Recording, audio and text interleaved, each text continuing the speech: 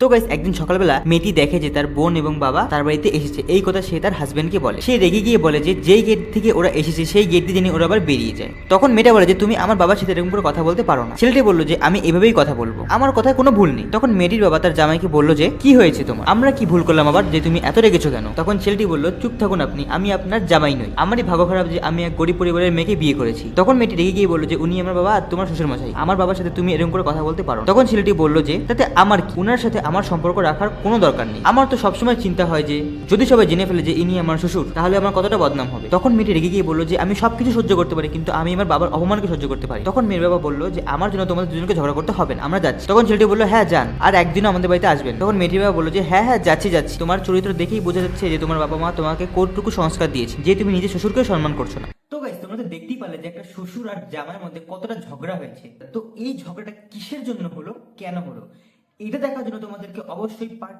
2টাকে দেখতেই হবে, কারণ মেন যে ক্লাইম্যাক্সটা ওটা পার্ট 2তেই আছে।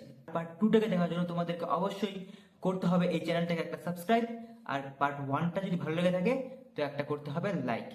দেখা হচ্ছে তোমাদের সাথে পার্ট 2তে, ততক্ষণের জন্য টাটা।